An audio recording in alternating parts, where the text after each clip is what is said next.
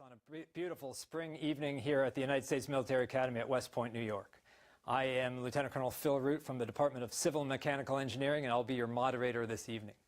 This is the semifinals for the 14th annual USMA MIT Soldier Design Competition.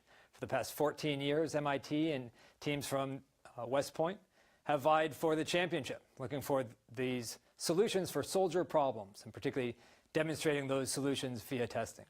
We have 7 teams this evening vying for limited spots in this year's competition. The finals will be on 8 May in Cambridge, Massachusetts.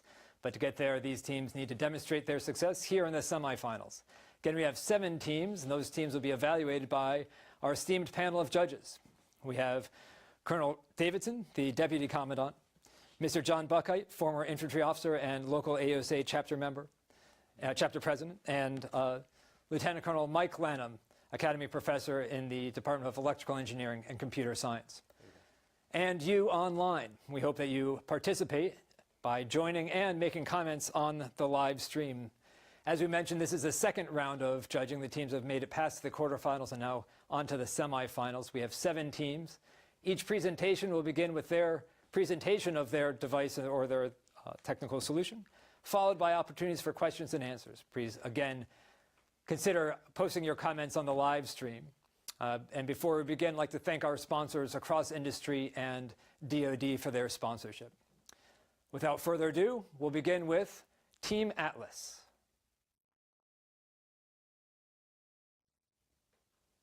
Thank you for joining us, ladies and gentlemen. I am Cadet Gabrielle Barrera, and I am joined here by Cadet Matthew Vest and Cadet Tyler Weaver. And we are Team Atlas from the Civil and Mechanical Engineering Department at the United States Military Academy. Before we start, we'd like to thank our sponsors, the Army Research Lab and the Natick Soldier Research Development and Engineering Center. We were given the task to look at an important soldier problem. An increasingly heavy torso load causes injury, decreases battlefield stamina, and may affect performance at critical moments. The design challenge we developed from this soldier problem was to develop a system that redistributes the combat load from a soldier's shoulders to his or her hips. Our answer to this problem was our Atlas system, what Cadet Vest is currently wearing. It is a gender-neutral, flexible, modular, simple design that's relatively low cost and easy to produce. It's made up of 3 vertical columns and a dual hip belt. The dual hip belt has a neoprene belt on the inside that allows us to secure this belt better to the soldier's hips while also adjusting for different hip structures. On top of that is a combat belt that allows us to use its universal MOLLE webbing to attach our columns to the universal MOLLE webbing on the soldier plate carrier system. Each column is made up of an anchor, a sleeve, a P-clamp, cable conduit, and a column camp. The anchor is made up of Ninja Flex material that's 3D printed at Picatinny Arsenal. It's a flexible material that allows us to dissipate the vertical load over a larger area on the soldier's hips. From there, the 3-part adjustment method is a sleeve, the cable conduit, and the P-clamp. The cable conduit is able to slide vertically up and down the sleeve, which makes this a one-size system that uses a P-clamp as a compression method to halt the adjustment. All a soldier has to do is reach back, grab the P-clamp, open it, lean forward or to the rear to adjust the amount of weight that's distributed to their hips, and then reach back and close the clamp to halt the adjustment. On top of each column is a column cap that's also 3D printed using Ninja Flex material that allows us to easily bend the column cap into the MOLLE webbing, and it holds the system relatively secure to the body. In order to test this, we took 9 cadets in a closed laboratory environment on an instrumented treadmill for 2 7-minute trials. During this testing, we had one trial was with the system, the other was without. We collected metabolic data as well as ground reaction force and force transmitted through the device. In addition to quantitative data, we collected comfort and rating of perceived exertion. In addition to the indoor testing, we also conducted testing down at Fort Benning.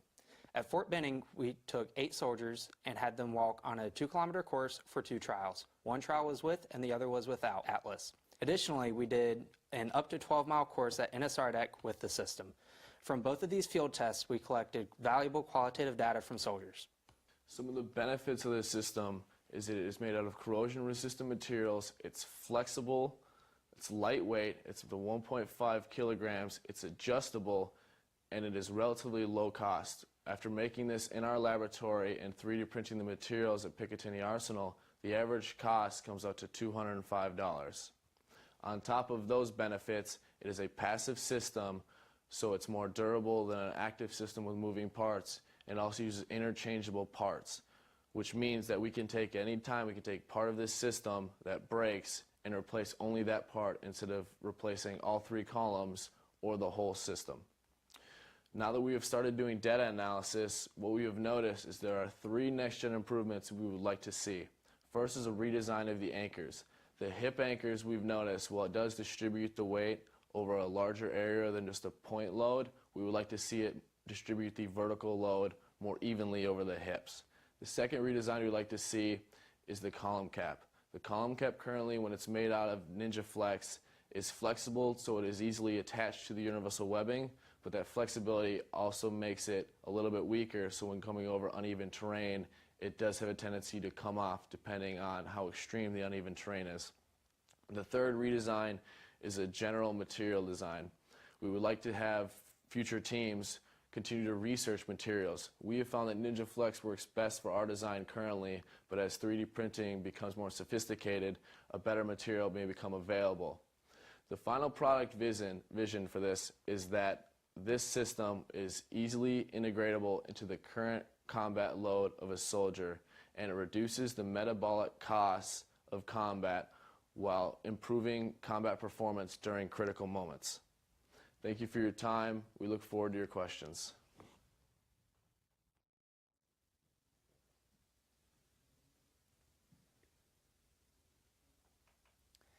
Thanks very much. So you've been able to test fairly widely, both in the lab here at the Academy and at Fort Benning and at Natick outside Boston. So does the system seem to work? Yes, sir. So the original question we went in looking for was, does this system redistribute the weight from the soldier's shoulders to their hips? So what we did is we conducted 2 different field tests and laboratory tests. We conducted field tests at Fort Benning and NSRDAC, where we took usability data, comfort data, and durability data qualitatively using experienced soldiers, most with deployments, and we compared that to the quantitative data we've taken in our biomechanics lab here at West Point. And what we found is that a lot of the soldiers felt that there was little to no weight on their shoulders, and they felt evenly distributed on their hips without any friction or any movement of the belt itself. So from what we're looking at as the redistribution of pressure, our device seems to work properly. Thank you. Judges? I'll start it off. So, one, great job. All right, that's really interesting. Certainly, anytime you can help adjust and better a soldier's load, that's a noble feat. So your testing was just vertical movement with just the body armor itself, right? There's no other additional load. So there's the first question, I guess, is just straight line movement up a hill. Yes, sir. Everything we've done is either on a biomechanical treadmill in order to just measure like the pressure and the weight and the gait of the soldier, and then we did uneven terrain field tests at NSRDAC and Fort Benning. We weren't able to integrate any equipment with this because right now we're still trying to determine if this system adequately disperses the weight of just a basic plate carrier. Future testing will include assault packs, rucks, or more external equipment that soldiers carry. Okay, good. So just give me some of the highlights. What did the soldier say? Some of the biggest things we got from the soldier is when you're out on patrol and that weight brings you down, you're not able to keep your head on a swivel. You start to lose awareness, you start to get tired, your shoulders, your neck, your back hurts. So what we found is soldiers felt that they were actually more active when out on these like 7.2 mile walk we did with them. They felt they could look around continuously, their spine, their lower back didn't hurt, and they felt more active, awake, which is always important when out on patrol, especially in a deployed area. That was probably the main comment. They felt like their hips could handle the load a little bit better than their shoulders. The muscles on your hips they're not trained to take this weight yet, so there was some training value to it, but they felt by mile 3 their hips had adjusted to the weight of this system. Okay, good. If I could pose a question, please. The cadet who's modeling it, could you please pivot around so we could see?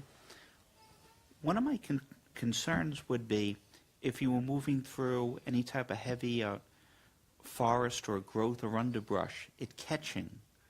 Has that been a concern that you've addressed, or did any of soldiers raise that concern? Yes, sir. We actually had soldiers talk about being able to move into a vehicle, be able to sit properly in a Bradley, to be able to move through heavier wooded environments. So one of the things was this is a proof of concept, so to determine if a 3-column system can adequately disperse the weight from the shoulders to the hips. Cadet Logan Leahy here will continue the project next year, and one of the things they're going to look at is how to actually integrate the system onto the vest itself in order to reduce the profile, as well as remove that back strap so we get rid of that catch possibility. Thank you. Early in the briefing, you said the design was a gender-neutral design. Did you test with female cadets? Did you test with female soldiers? And are there differences in the way female soldiers and male soldiers carry the weight? Yes, sir. So the reason that gender neutrality is so important is because at a basic anatomical level, females have different hips or different pelvic patterns than males do. So one of the bigger issues we noticed with testing last year when we only tested male cadets was that this belt was sliding. It would slide up and down, and one of the changes that we made for this year was the addition of this inner neoprene belt. And this belt allows not only for a firmer attachment to male cadets, but also it helps adjust to the different shapes of female hips, which both the female cadets as well as soldiers that we tested, in addition to the male cadets, noticed that the belt was not sliding, which was one of the main issues we had with testing last year. So I've got some great questions from online for you. First question, you started to discuss, does this impede wearing a rucksack at all? As of right now, sir, it does. So if Cadet Vessel turn around. So because of the weight, and we're using a generally more flexible material for this rear column, it does tend to bow out. So as of right now, it would impede it slightly. You would definitely feel it when putting a ruck on. It also would impede with wearing a camelback on your back or an assault pack. So what we've looked at, and we actually performed one test without this rear column to determine if the side columns themselves distributed the weight, as well as we started to look at putting the column inside the actual body armor itself in order to reduce that not being able to wear further equipment. But once again, the adding external equipment is going to continue on into next year once we've been able to reduce the size of the system. So another question, relatedly, can you mention the adjustability? It seems that adjusting something behind your back would be very difficult. So the adjustability is, it's a P-clamp. So it's the clamp that actually attaches to a bike seat and allows you to raise a bike seat up or down. So when this is put on properly, the clamp is twisted to the outside, so all the soldier has to do is just reach back, open it, and once it's open, because it has a lever on the top, it doesn't slide up and down the sleeve. It stays attached to the very top of it, and all the soldier then has to do is lean forward, which pulls the cable out, or lean back, which pushes the cable in, and they just have to reach back with one hand and grab it and close it. Thank you. Last question for you. Any thoughts about moving the weight instead of from your hips, moving it higher? So in third worlds, right, we see that very often people carry loads higher, not lower on your hips. Any thoughts as to why? So to answer that, sir, as far as testing for our purposes are concerned, when you look at one of the main issues that soldiers had, as Cadet Weaver mentioned earlier, with the current load distribution system, was when you're out on long patrols, it feels like it's kind of weighing you down and you start hunching over. Your head, naturally comes down when you do that. And as a result, your situational awareness becomes less. So we personally believe that by placing more weight on higher regions of the body would only further increase that trend, therefore reducing situational awareness for our soldiers. Very good. Thank you very much. Appreciate all the work you've done so far this year. Best of luck to you. We'll be followed by team above center of gravity.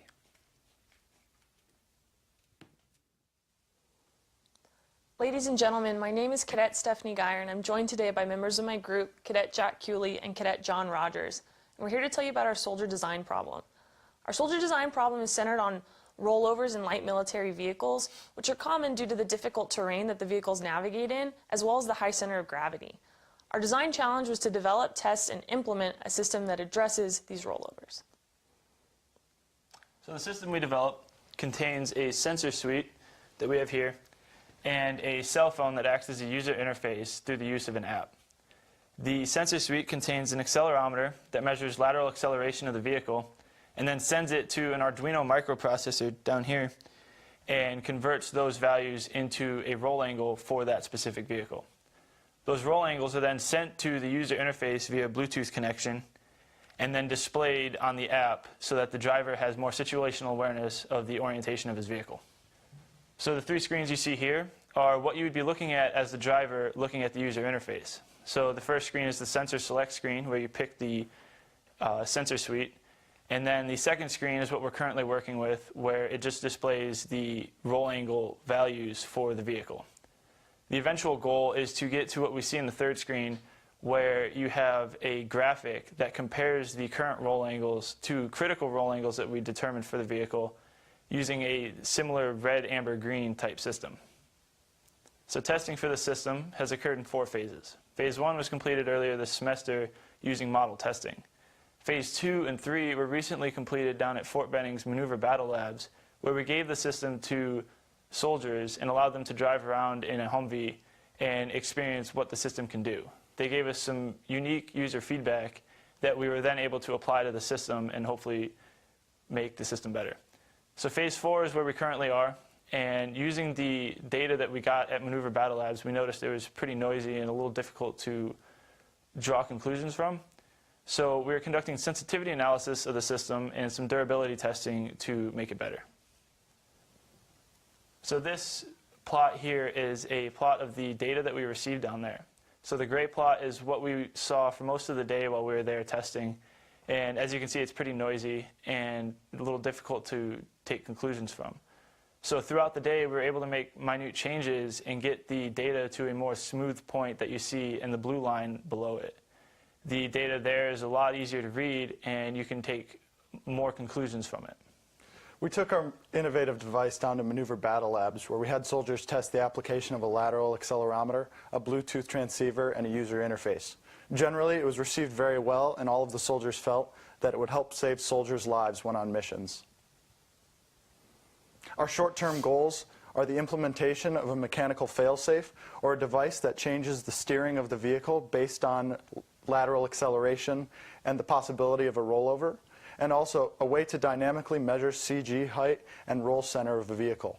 Every mission calls for a different way of loading a vehicle and a different weight, which changes the center of gravity. So being able to measure this dynamically will mean that we'll be able to more accurately predict roll centers and rollovers in military vehicles. Our final product vision is an implementation of all of these different systems into one device, which helps measure lateral acceleration, helps prevent roll angles, and changes the steering of the vehicle to keep soldiers safe. Ladies and gentlemen, we're really excited about the application that this device can have to keep soldiers safe, and we hope that you are too. Thank you.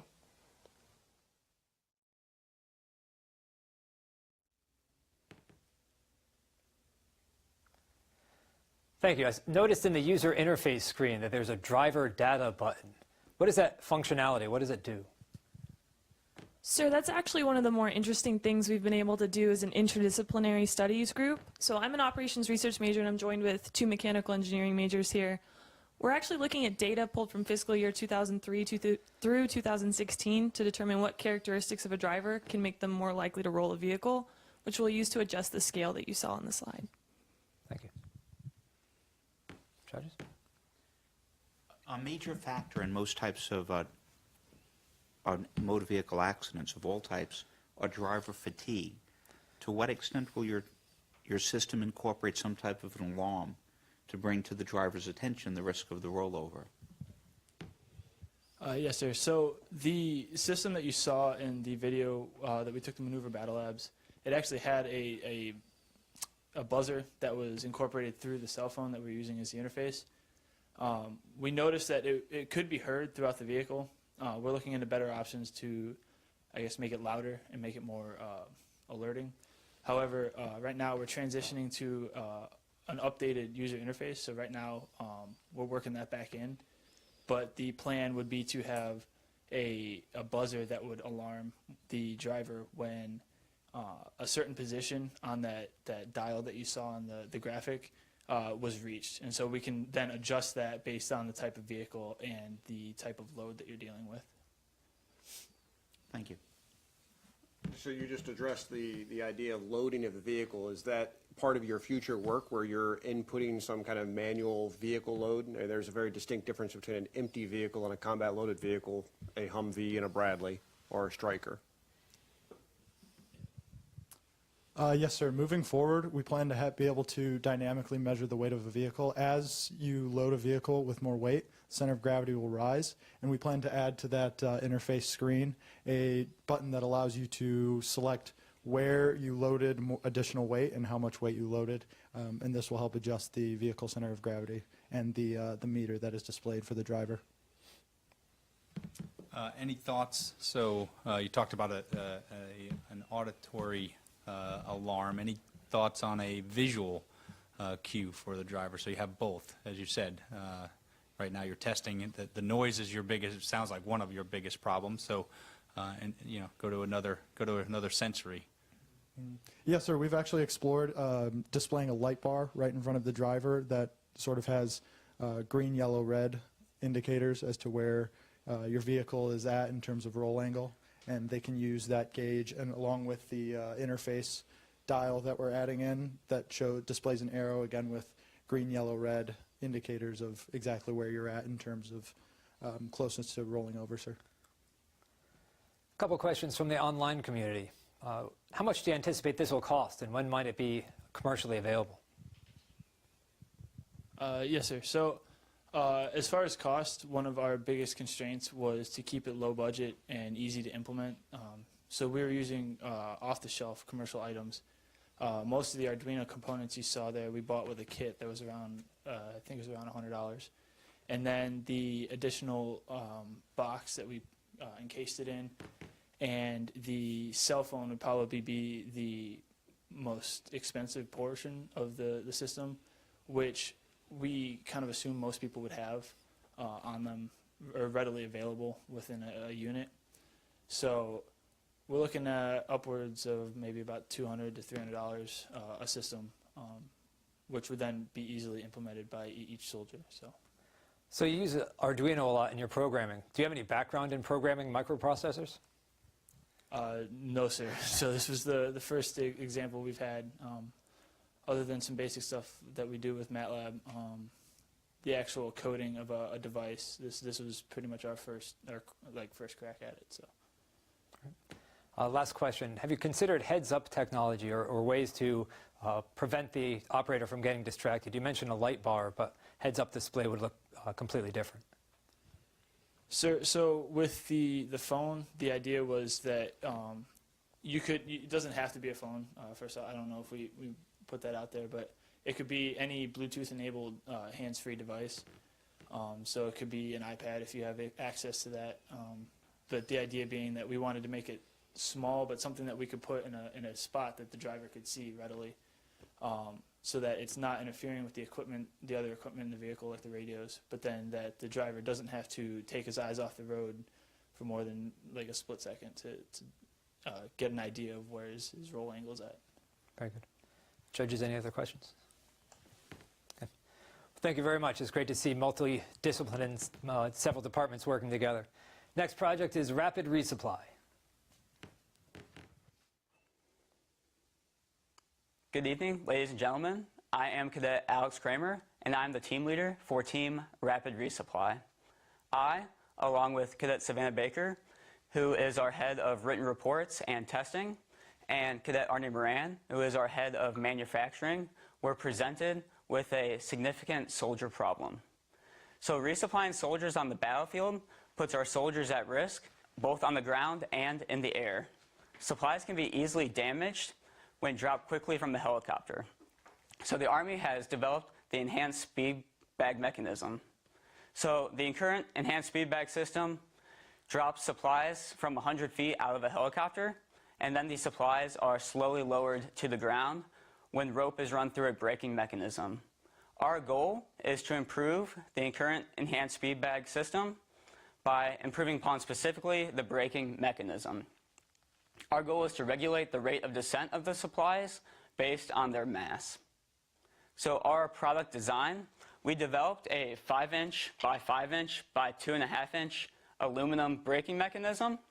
How it operates is that rope is run through the top, outfeeds through the bottom, and is then attached to the supply bag underneath.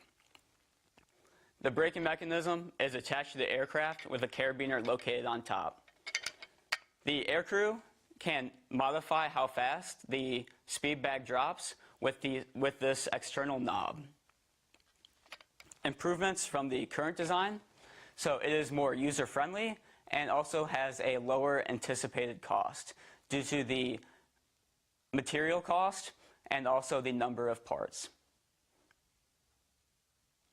After designing our first prototype and building it, we went into the testing phase.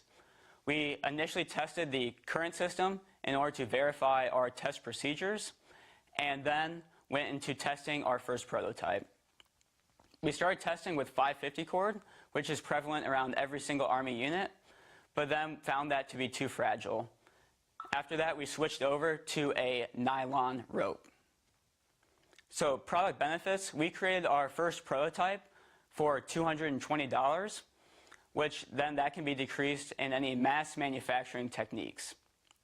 The total fabrication time was 20 hours and was created in-house here at West Point.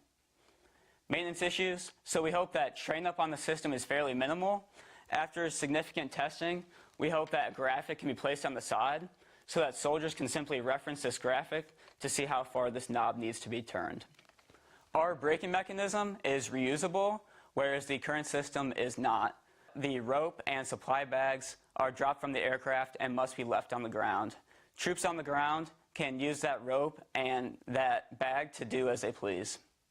So we hope to pass this design on to future West Point groups or outside Army organizations in order to first weatherproof the design and then also fine-tune the descent rates.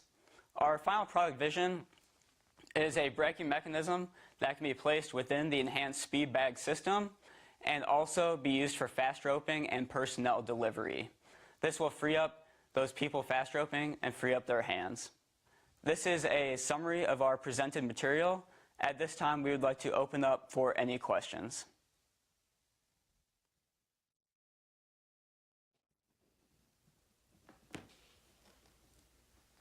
So you've had the opportunity to do a fair bit of testing. I was wondering if you had any surprising lessons learned from this testing. Yes, sir. Thank you. One of our biggest lessons learned from the testing phase was the switch and rope that we made.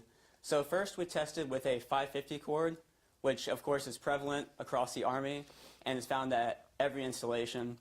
But we found that that 550 cord within the friction device would burn away quickly and that only the inner strings would be remained. So after the first couple days of testing with that, we switched over to a different nylon cord. This nylon cord is the cord currently used with the speed bag system, so it would also be helpful in keeping that same across the system. Thank you. Judges? All right, so have you used any soldiers in testing at all? No, sir. In the testing phase, we only utilized 50, 100, and 150 pound weights. Yeah, and it would be interesting. You know, a flight crew, a few things go through my mind as you're briefing. I thought it's great, but at the same time, will the flight crew have the wherewithal, first off, to use it, right? Time is always everybody's enemy, right? So especially if you're a future aviator here, if you're coming into a hot LZ, why use it is the first thing, because getting supplies on the ground, yes, they're going to be damaged, but speed sometimes is your friend. And do they have enough people? That's the crew kind of task ratio is something. Have you looked at that? Is there enough time for a crew chief to do this while manning a weapon system or other tasks that are critical? So, sir, we aligned our design with how the current system is used. And so how that operates is that 2 personnel in the back of the Black Hawk helicopter are utilized to shove the 6 supply bags out the side doors. So we just focused on changing the braking mechanism. So once those soldiers shove the bags out of the doors, it's an automated system. They don't need to be modifying the knob while the bags are falling. So as soon as they shove the bags out, they can redirect their attention to helping out that pilot or getting back on the gun. So you described that you had fabrication time of approximately 20 hours and that you did some testing. It's an 80-lesson course, and there's 3 of you. I'm suspicious that you've done substantially more work than what you communicated. Can you give us some insight as to the other work that you did? Yes, sir. To go into manufacturing, I'll pass on over to Arnie Moran. Good evening, sir. So manufacturing, it took about 20 hours in the lab to just cut out and put some of these pieces together. After that, then it took several hours to, fine-tune some of the pieces. So putting the bolt in there, the springs, and then actually having to weld some pieces, the nuts on the bolt, so that the system can be reliable. So that took up some time. A lot of time was spent just designing, choosing the design, and then actually coordinating with the lab technicians to get in the lab and actually, cut out some of these pieces and make the design. So that's what took up a lot of time, as well as testing, sir. If I could add on to that, sir, I think a big part that took additional time was once we had a test day, we would go back with the system, make some minor alterations. So that fabrication time was to create our first prototype, but then additional time was spent in changing it. I have a question about the testing. Did you test it from a stable platform, or were you actually able to test it from an aircraft? Sir, I'll pass on to Savannah Baker, who's our testing coordinator. So testing was conducted in 3 phases. We first did SolidWorks simulation to verify that our desired increased weight to 300 pounds would work through stress analysis. We then moved to static testing to then verify that our bolts would be able to hold that load of 300 pounds. And then we moved to the air assault tower here at West Point to do dynamic testing. We did about 4 days of testing with 10 to 12 iterations at various weights and spring settings. And just trying to get our data. We tested on the current system as well as our design system. But we were not able to access a aircraft because that requires a airworthiness release. So. If you were going to operate your system from an inherently unstable platform such as an aircraft that's going to have additional vibrations as well as pulse with the aircraft going up and down, do you think that further stress would cause problems on your braking mechanism? Sir, that would definitely alter the stresses placed on many of the connections within the braking mechanism. We included a factor of safety of 2 throughout our design in order to account for these minor fluctuations or pulses from an aircraft. A couple of questions from the online community. You mentioned that the system is reusable. Does that mean that the unit that is being resupplied needs to backhaul all of this equipment? So the braking mechanism stays on the aircraft after it is used. The only thing that falls to the ground and remains there is the supply bag, rope, and any supplies dropped. So those ground troops either have to leave that on the ground or pack that out. So talking more about the friction mechanism, was it built for a particular kind of rope? And if so, could you modify it for a different kind of rope to allow more types of missions that you could entertain? So first we designed the braking mechanism with 550 cord in mind and did some testing to find the coefficient of friction of that 550 cord and created our design accordingly. When we switched to nylon cord, we went back to our original calculations and found how we would have to change the coefficient of friction between those aluminum plates and the nylon rope. So we would be able to switch out different ropes and go back into the system and modify it. But that would have to be done on our end instead of the user end. Sure. So is it just coincidence that you have 2 aviators and an infantry future officer, and you could have 2 resuppliers and 1 downstream? Is that just purely coincidence? Purely coincidence, sir, but I think it'd be a great opportunity if I was in a helicopter in the future and saw this system or something similar like it delivering supplies to Arnie. Very good. Well, thank you very much. Our next team is the Directed Energy Aerial Defense. Hello, I'm Cadet Ryan Roth, here with Cadets David Taylor and David Fucella. We are the Directed Energy Aerial Defense Capstone Group. Our work is sponsored by RDEC and SOCOM, and we are supported by the Civil and Mechanical Engineering Department, as well as the Photonics Research Laboratory. Our soldier problem and design challenge are featured on the screen, but essentially we were tasked with developing a lightweight laser system to give small units a tool to help combat the growing use of small UAVs on the battlefield. Our prototype design, which is featured on the left-hand side of the screen, along with a cutaway view, is roughly comparable in size to an AT-4. Due to size, weight, and power concerns, the laser utilized by the system is a relatively low-powered 12.3 watt laser.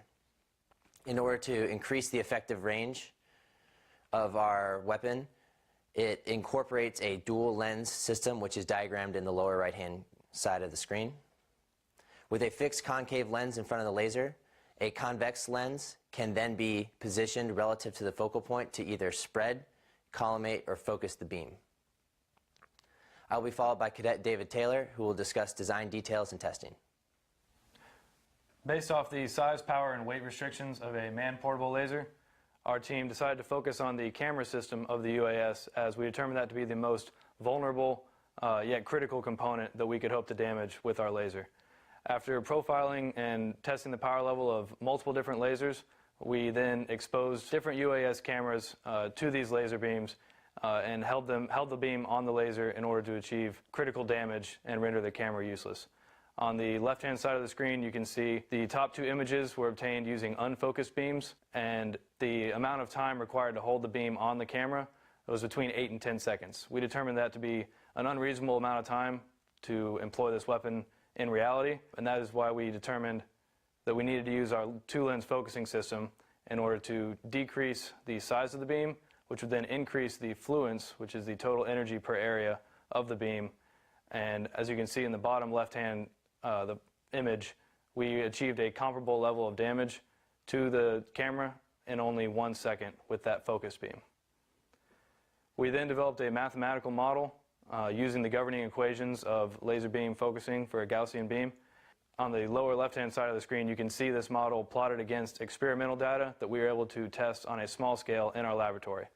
As the lens separation distance decreases, the distance to the focal point, which is that point of highest fluence where the beam is at its smallest size, increases dramatically.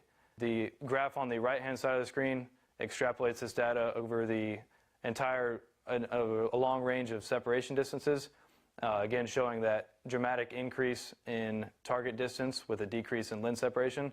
And as you can see from the blown up image, we confirmed this mathematical model with our in-lab testing for a small range of separation distances with a reasonable amount of error.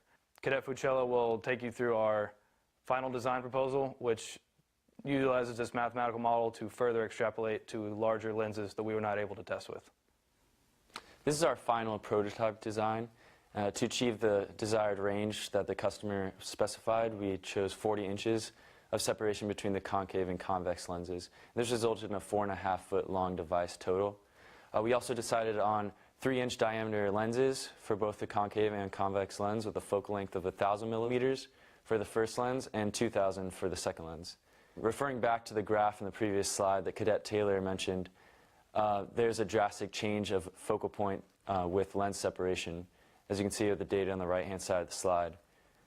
And with 3/8 inches of movement from closer to the collimating point, it will increase the range from 200 to 400 meters.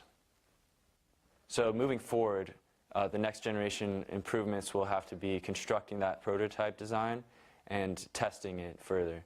Also integrating a tracking system so that we're able to focus down on the UAS camera at the designated ranges we previously mentioned. At the bottom of the slide, you can see our final product vision, which adheres to the original design challenge that we were presented. And now this concludes the formal portion of our presentation. We'll be available for any questions afterwards. Thank you for your time.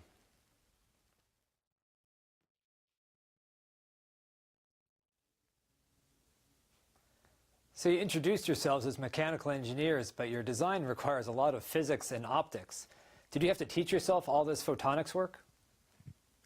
Yes, sir. You are correct. We are mechanical engineers, and so everything we now know about lasers, photonics, lensing, optics, we did have to learn over the course of this academic year. We were lucky to have a lot of help from the Photonics Research Lab here at West Point. Colonels Ingold and Colonel Suen augmented our staff advisor from the Mechanical Engineering Department, Colonel Norberg. They guided us through the governing equations and helped us along the way with understanding these difficult concepts. Very good. One more question for you. Can you talk about backscatter and the risks of backscatter? Sir, thank you for the question. So there will be some risk with any aircraft operating past the focal point, which is set at the range at the weapon, and the operators will have to be wearing OD7 goggles while they're operating the system. But as the beam is converging to that focal point at the set range, it switches past that focal point to diverging, so that it will become more eye safe as distance increases past that focal point. Very good. Thank you. Judges? What's the charge time between shooting the weapon? So you engage a target, you discharge energy, you have some amount of charge time between shots, or are you doing capacitor based, or is it a continuous stream of energy coming out of the laser? What is it? Sir, there are no capacitors using it. It's based off continuous energy input, so there is no charge time on it. It's ready to go as soon as you turn it on. So how big is this energy source? What are you drawing it? So currently, the system we're using uses about 120 volts. We've been using it from a wall outlet. However, with currently available batteries, the total weight of the batteries to utilize the system is roughly 15 pounds. With this 15-pound battery, what's the life expectancy of the battery?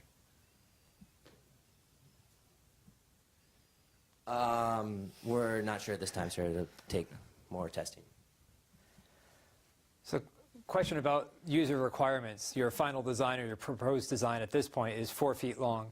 What is the use case, and does that 4 feet match or meet your customer requirements?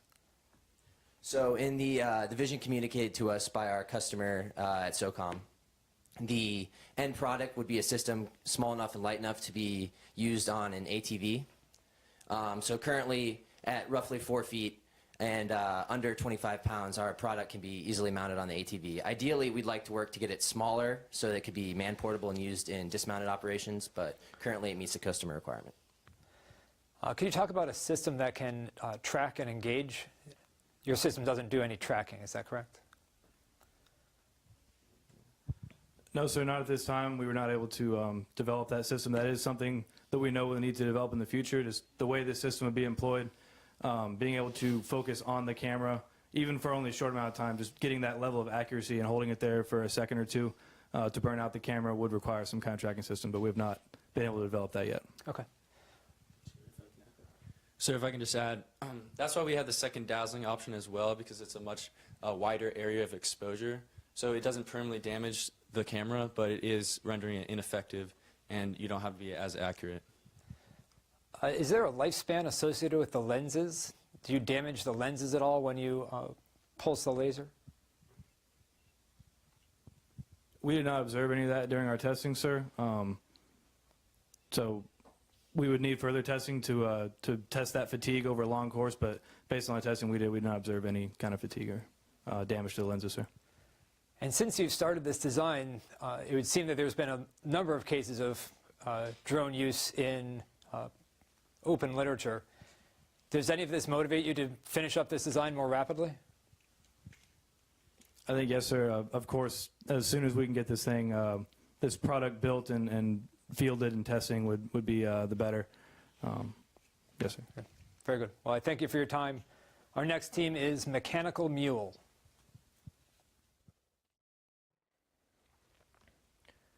My name is Cadet Ryan Grimm, and I'm representing the Mechanical Mules of the United States Military Academy.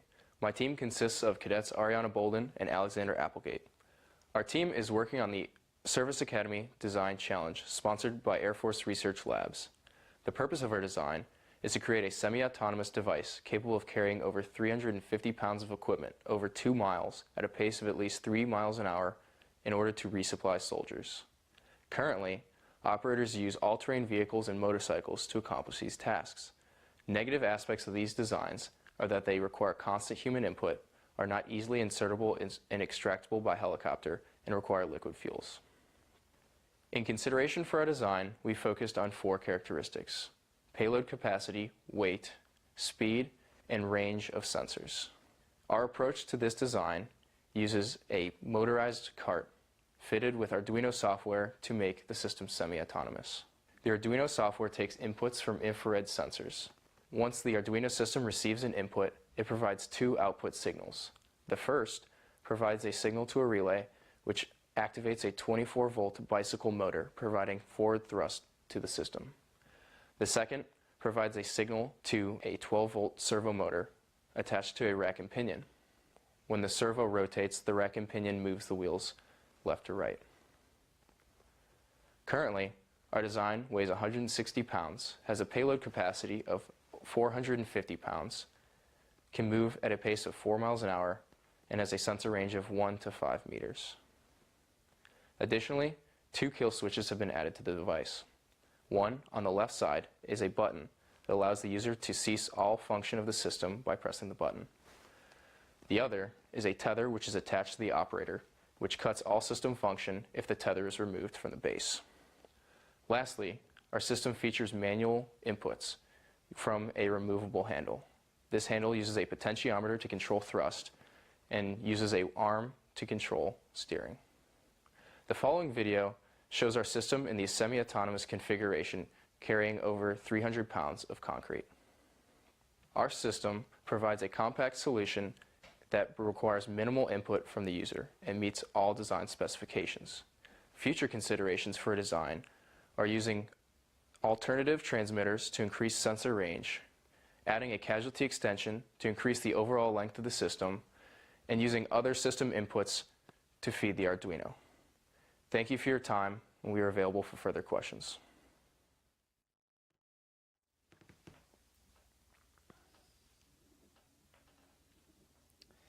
In addition to this competition, you also recently competed in the Service Academy Design Challenge. How did that testing go, and what lessons did you learn from that experience? Yes, sir. The competition included a number of civilian universities, and on the last day we competed against Navy and Air Force. Our device was one of the few devices that was able to successfully complete the course that they had set up. So we had to do 3 laps around a half-mile loop, and then it culminated with an obstacle course set up for the device that included going over wooden panels, going through mud, making S-curves, going across sand and gravel mounds to see what the device could do. I think out of 11 schools, we were one of the few devices that could actually do that course. Good. Last question for me before I turn it over to the judges. How did you choose the sensors that you did? Sir, so we really had 2 factors that influenced the sensors we used. The first was we did some research and we found we looked at infrared sensors, we looked at ultrasonic, we also looked at wireless usage from a cell phone. And then we kind of took that information and we knew what we could possibly do. And we looked at what we had. And what was readily available were infrared sensors. So we started using infrared sensors because that was readily available to us. However, we'd like to note that using different sensors or even different transmitters, we could easily change the system to be fed by different signals as the outputs would still be the same. So it's very changeable. Very good. Thank you. Judges? During the course of your testing, I'm just curious, what scenario raised the greatest likelihood of system failure? Sir, during the competition, so the crux of our device basically is a cotter pin keeps a coupling with a rack and pinion and a motor in place, and during our testing at the competition, the cotter pin would fall out, which would mean that our steering through the motor would not work anymore. So if we were trying to figure out a way to keep the cotter pin in place during use, that would make it a lot more reliable. Do you have video of the Service Academy Design Challenge? I mean, what you described as a obstacle course and S-turns and everything like that seems ideal to be able to be posted on an Academy website or a robotics website or something for further dissemination to your product owners and to others. Do you have any of that? Yes, sir. There were a lot of photos and videos taken. The competition was last week, so we didn't have time to. So it'll be available for the finals. Yes, sir. There you go. So what you didn't talk about, next steps, right? So some of your challenges and how are you going to address some? I mean, you have some pretty good testing. You have, as we just talked about, a competition as part of your testing. So what's the next step? Sir, so one of the biggest problems we faced with our design was the limited sensor range. So if you do look at footage from the actual SADC competition, one of the biggest issues was that we had to be about a meter away from the system because in direct sunlight, the infrared signal would get the sensors would get bleached by direct sunlight. So one thing is to change up the signals that we feed the Arduino and potentially the receptors. And so one thing there was we did some reading on using cell phones to provide an app, so just wireless, to send a signal to the Arduino. So we're looking at changing what we use to tell the Arduino and ultimately the system where to go so we can increase distance. A couple of questions from the online community. What would you have to change in order to make this suitable for airborne operations? One of the requirements for the competition was that it had to be insertable or extractable via helicopter. So during testing at Fort Benning, we were able to use a mock-up that they had at their air assault course where it fit into their mock-up helicopter. At the competition, we were also able to put it into a Blackhawk, and it fit with the seats inside still. It also weighs basically around the weight of a person, so it wouldn't be a huge detriment to the aircraft to carry. This seems great when you can recharge it overnight, but when you're in austere conditions, that's not easy to do. Any thoughts about how to recharge this during an operation? So we have not looked at any further solutions for charging. Okay. So you get the microphone when you have no answer? I got it. Yes, sir. I was wondering what you'd have to change in order to make this suitable for casualty evacuation, or CASEVAC. So one of the things we had initially planned on, and due to time constraints for the actual competition, was adding a casualty extension. So currently we have holes drilled and we have hinges, and we're going to add an extension. So currently the device is about 48 inches long. So ultimately you could fit a casualty onto the cart, and it carries enough that it could transport this casualty. Ideally we add this extension to make it about 6 feet long, so that you could have somebody fully extended, just depending on if they have a spinal injury or anything, you don't want to fold somebody up. So. All right. So if you're able to go to the finals on 8 May, what final changes would you make before then to demonstrate your readiness to win the title? So we would definitely include the casualty extension. We would also try and create a better solution so that we could increase the distance between the user and the device. We've also been looking into using PEC 15s as a possible solution for our IR transmitter instead of what we currently use. We also want to look at making sure that the cotter pin can stay in place while we use it. So that's an easy fix, we think, but that would be our plan. We also want to make sure it veered a lot to the right, so we want to make sure that if you put if the sensor picks up a transmission from the back, it'll just go straight forward instead of veering to the right like it did during the competition, sir. Very good. So have you decided if you get to the finals who has to drive it all the way to Cambridge? Cadet Grimm already volunteered for that, that's sir. fantastic. Very good. Thank you very much. Great job so far. Our next project will be Team E-Nose. My name is Cadet Dylan Mackey, and standing next to me is Cadet Jason Hug. Our group name is E-Nose, and our project is detecting threats through olfactory receptor recognition. Our advisors are Dr. Alex Metropolis, Dr. Camille Warkanovitz, and Lieutenant Colonel Luis Alvarez. And our project is sponsored by DTRA, or the Defense Threat Reduction Agency. Today, Dylan and I are going to talk about the current technology in the field of odorant detection, as well as the problem we identified and the underlying principles of our research. Then we'll communicate the data that we've collected so far introduce our prototype and its unique features, and then conclude by telling you about the future considerations of our design. So the problem that we're addressing is the presence of improvised explosive devices, also known as IEDs, in Iraq and Afghanistan, and their threat to the warfighter. Current alternatives include bomb-sniffing dogs, which are able to smell components of these explosives, or ground-penetrating radar, which detect differences in density in the ground.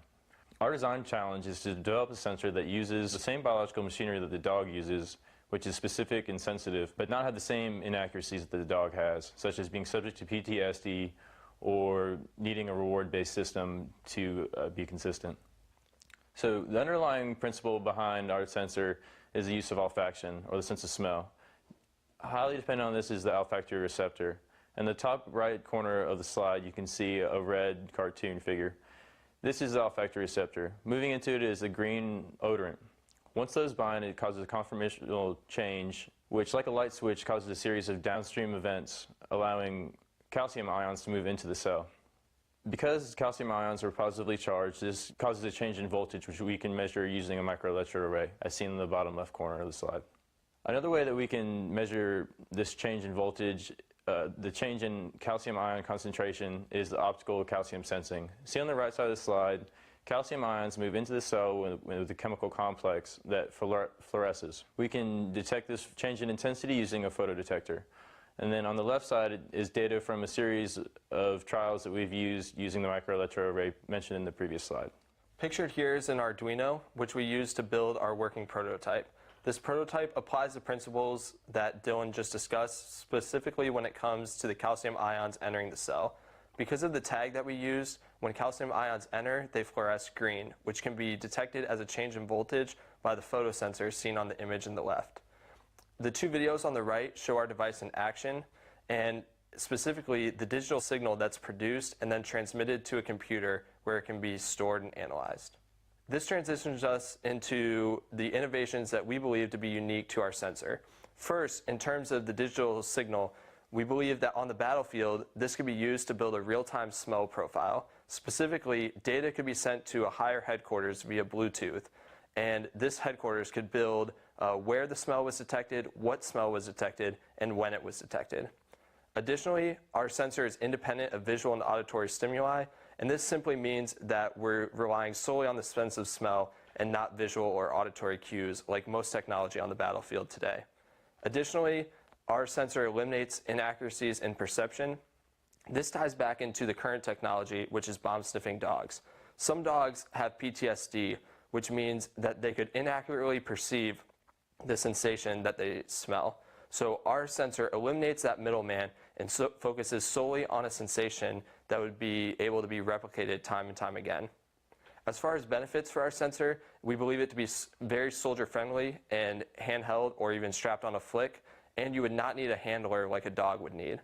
As far as maintenance and support is concerned, we would have to replenish the media bath that the cells are sitting in and replace the cells themselves, but both of these things would be just like replacing the batteries on a radio. Pictured here in the center is what we envision the future of our design to be, a wearable digital odorant detector.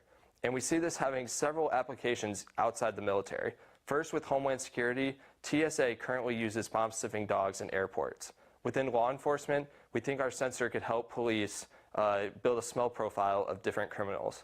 In the food industry, we know that foul smells produce an odor that could be digitally detected. And in terms of disease, we know that current research shows that dogs can detect different secondary metabolites that are produced by diseases such as cancer and diabetes. So we believe our sensor would be applicable there too. Bringing it back today and to dogs, we know that dogs can currently detect things undetectable to humans. So I want to leave you with a question. If these undetectable things are out there, then could our sensor potentially go even beyond dogs and detect the undetectable? Thank you for your time, and we are looking forward to answering any questions that you might have.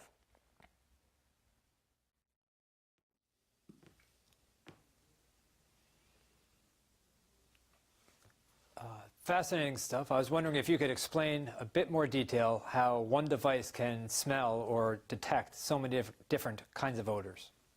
Sir, that's a really great question. We believe that our sensor has a lot of applications outside of the military because it utilizes the selectivity and sensitivity of olfactory receptors. So specifically, humans have over 200 olfactory receptors, and other creatures in the animal kingdom have even more than we do. And these olfactory receptors are combined to elicit over 1 trillion different smells. And we see this being applicable in the fact that our sensor detects these action potentials that occur when an odorant's detected and creates a digital fingerprint that can be read and then replicated over. And this is really what our sensor is trying to exploit and why we feel like it would be applicable in a lot of different areas outside the military. Great, thank you. Judges. Yeah, this really is fascinating. So first off, what's the range? What are you talking about? How far away will the sensor alert on say? I mean, we'll just stick to something fairly common, right? A munition, right? So what's the? So, sir, right now we've been concentrating more on the proof of concept, just showing that like once the odorant is exposed to the cells, that it would actually function like we expect it to, which is firing the action potential like we mentioned in the presentation. But as far as like the actual delivery, I think in like the range, it depends on like some considerations that we'd have to take into account are the initial concentration of the odorant, kind of like the fluid, like how it's exposed to it, as far as like there's like a membrane similar to like our the membrane in our nose, and how it's like aerosolized as far as the odorant itself. So, like in the short way answering, I think just further research and development as far as the range, but I think the proof of concept is there from our data.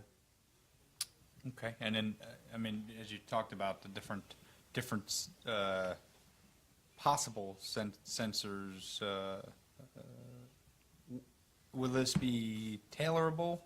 So so if we're on a mission, I mean, obviously you said it's more than just a military application, which I agree, but could we dial it in for military applications? So we're looking for 1 or 3 or 5 different types of sensory. Yes, sir. I think, as Jason alluded to earlier, like it's between the 200 different olfactory receptors, like using those unique combinations for kind of like almost like a fingerprint, like we have like as humans, or recognizing like different words.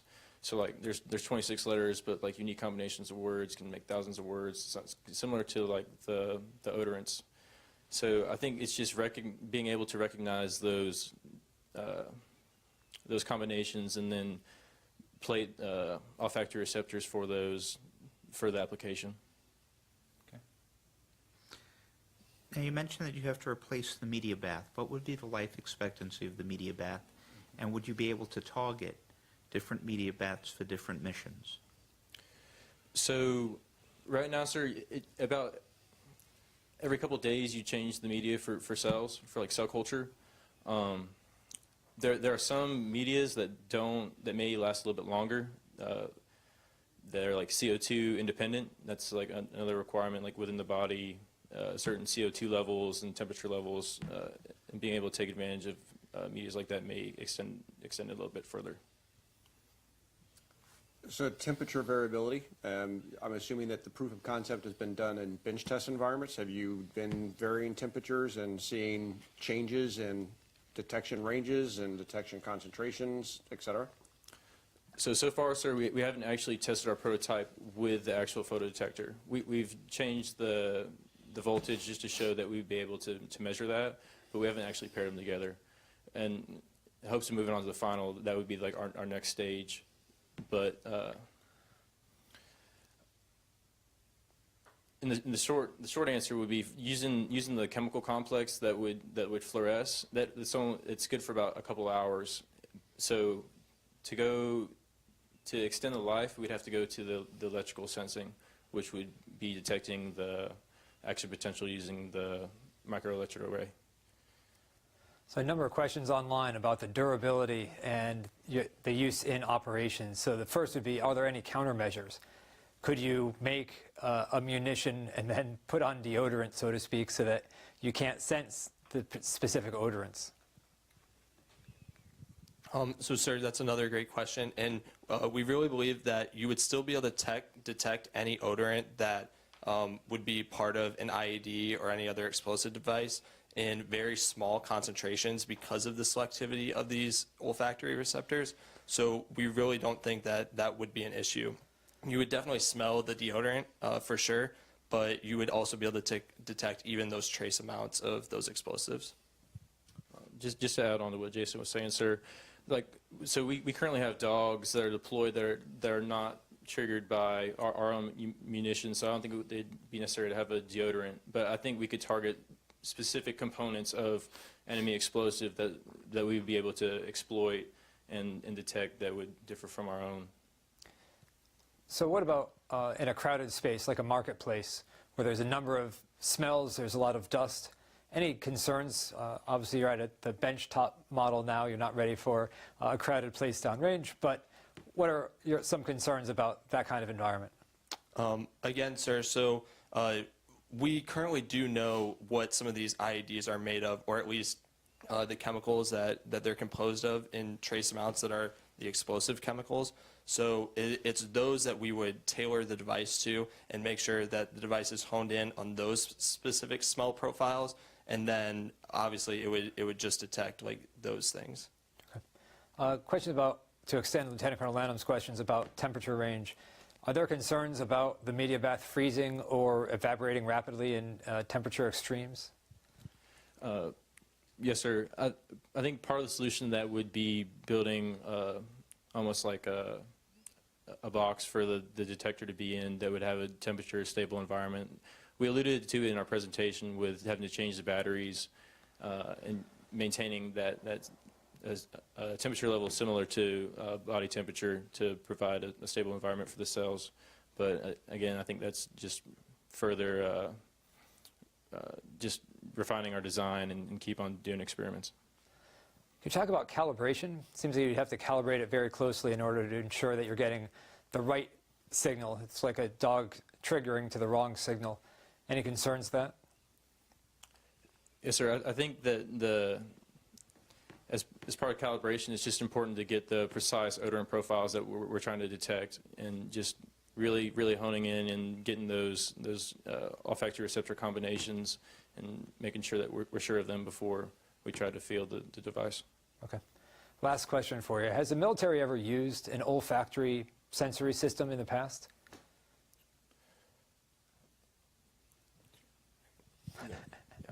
So, sir, actually, no, and that's one of the things that we believe to be like very unique about what we're doing is like on the battlefield today, there's so many different devices that require visual stimuli or help with different auditory stimuli that might be out there. But as of right now, the only technology out there for detecting different devices via olfaction is like bomb sniffing dogs.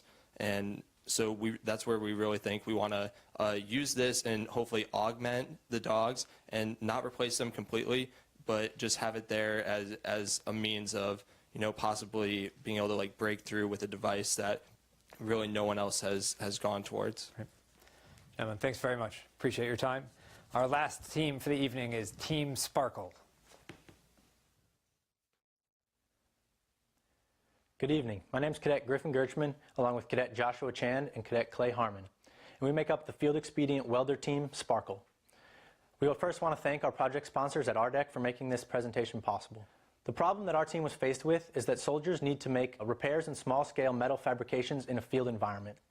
And the way we tackled this problem was that we wanted to design a welder capable of being powered off of a vehicle's alternator that can quickly weld steel in an environment at low cost. This welder operates between 60 and 120 amps and around 30 volts. The prototype that we designed for this project is a welder that runs off of a vehicle motor, 305cc horizontal engine, and a Delco 12SI alternator. This alternator provides the electrical power that we need in order to have the welding capabilities. This alternator has been slightly modified, which we'll touch on a little bit later. As well, we need regular welding rods, jumper cables, and then basic personal protective equipment that you would need when welding. The final state would be a welding kit bag that can go into any vehicle with all the necessary components for welding. The unique innovations to this design are that instead of needing a trailer to come out and repair vehicles in a field setting that's towed by a wrecker or some other Army vehicle, simply you can have this in an assault pack in the back of your Humvee, and then you can attach it to your vehicle and repair your vehicle yourself rather than waiting and sending other people outside of the wire. Other unique innovations are the improvised welding rods that we're currently working on. Rather than needing to carry these in your vehicle along with you, you can simply find metal and other necessary items in the field and use them to improvise welding rods. This is a video of our welder in action. As you can see at the start of this video, it's going to take a little while for him to strike the arc as the engine starts to rev up.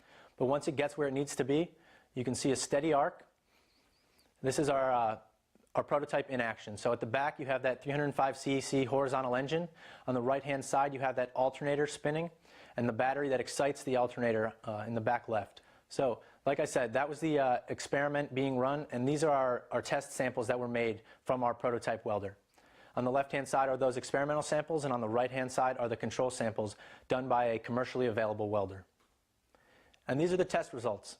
So all of our test results, we did a tension and a torsion test, and they were within 8.5% of each other.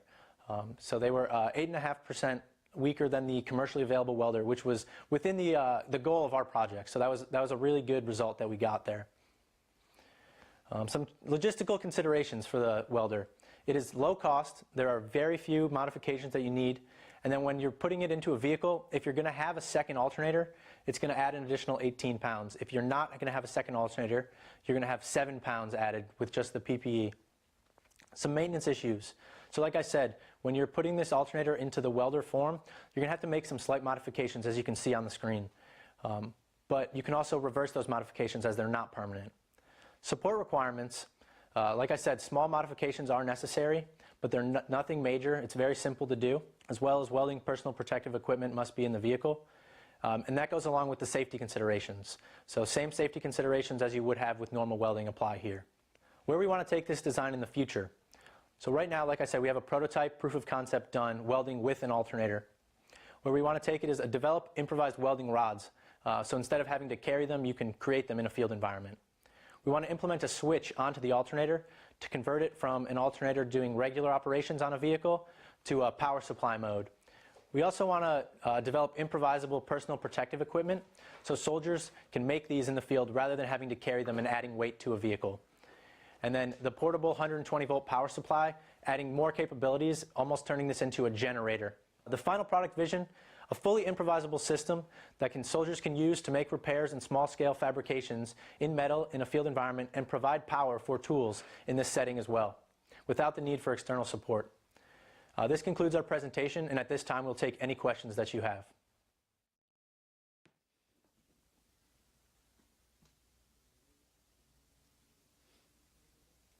Gentlemen, thanks for the presentation. And that's quite a bit different than the presentation just before this.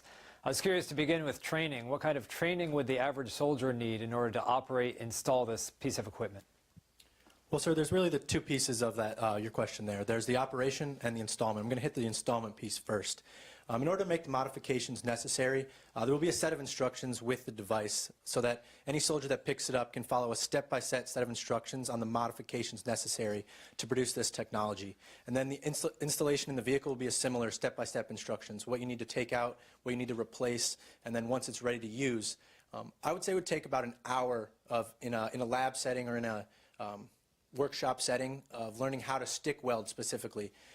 Once you know how to weld, it's almost instantaneous to transfer that knowledge from the welding technology of a commercial welder to our improvised welding device. Thank you. One more question for you. I'm surprised to hear you recommend that the future will consist of not only this improvised welder, but personal protective equipment. What are your thoughts on what an improvised personal protective equipment might look like? Well, sir, as far as PPE is concerned, we were looking at kind of two areas. The gloves for your hands so you don't burn your hands, and then also for your eyes. You need to protect your eyes when welding. So we like to first start with the glass piece, how you're going to protect your eyes from the UV rays when you're welding. And what we want to do there is develop some type of smoked glass, a set of instructions to smoke some glass and build a set of goggles or some sort of shield to cover your face with. And then as far as your hands are concerned, Any type of thick glove that is somewhat heat resistant is going to be suitable for this. It's not going to be an ideal scenario, obviously, because you're improvising these welds in the field, but any type of rappelling gloves or heavy-duty Army work gloves should be suitable for the task. Thanks very much. Judges. So, who specifically do you, I mean, this is interesting, but who do you think is going to be doing the welding? Is this more on the maintenance side for field experience, or are you down to the average infantry crewman or armor crewman, or just crewman in general? So ideally, with proper training, we took about a 1-hour course with a trained welder that basically we were able to make proficient welds. At this time, we could see soldiers doing a similar task. Ideally, you would want to have someone trained, or necessarily you would want to have someone trained in this task to be completing these welds. What would be the effect on the life expectancy of the alternator? Sir, so we haven't been able to run any tests on like long-term life cycle. However, when we were running welding tests, we were able to weld for about 10 minutes. The alternator gets a little hot and needs to cool down after those 10 minutes, but it has no effect on how the alternator is able to function in the vehicle still. So once you're done welding, you can transform it back from welding mode to regular vehicle operations, and it can still run the vehicle as it cools down. But we have not been able to run any long-term life cycle tests, sir. So you just said that it takes about an hour to execute the maintenance work order to modify the alternator, but it gets really, really hot after you use it, and so then you're going to reassemble it and make it operable for the unit or for the vehicle? Is that what you just said? Yes, sir. So the next generation of our product is going to include a switch, so you'll be able to switch over from operation. And we've already looked at that and talked about the technical details of that. It's not a whole lot of work. You're dealing with around 10 amp switches. Sort of like, and we've already implemented fuses into the system that are 10 amps, so we know we will be able to implement that. And it's really not a complicated question. It's just several components, switches, put them into a switch box, and we'll be able to switch between operation modes, sir. Did you guys go down to Fort Benning and demonstrate this to some maintenance personnel? I'm somewhat curious, like the colonel, that 10-level operators welding on equipment would throw most BMOs and BWOs into a fit. No, sir, we haven't had the chance to go down to Fort Benning and test it with maintenance or regular soldiers at this time. Okay. Sir, in addition to the previous part of the question, the hour-long the hour-long training, that was more towards on learning how to weld. It's like welding. That's kind of a one-time class with further brush-ups on that. The actual modifications to the alternator and installation takes roughly about 30 minutes, depending on what type of tools you have available. Right. Last question for you, gentlemen, is more details on the improvised welding sticks that you mentioned. Do you have any additional thoughts or details you can provide? Yes, sir. So welding rods basically have a metal core with a flux around them. So it's really easy to find that metal core. You can find, bike spokes or any sort of thin metal rod, coat hangers.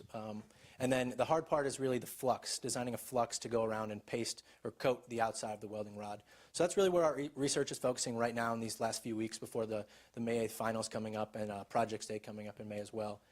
So hopefully we'll be able to figure that out in the next couple weeks. And so we're currently looking at both potassium and sodium cellulose as a potential flux. Both have ingredients that are kind of commonly accessible. The cellulose can come from anywhere from potentially a newspaper to a linen sheet. We're still looking into that. Very good. Well, gentlemen, best of luck. Thanks for all you do.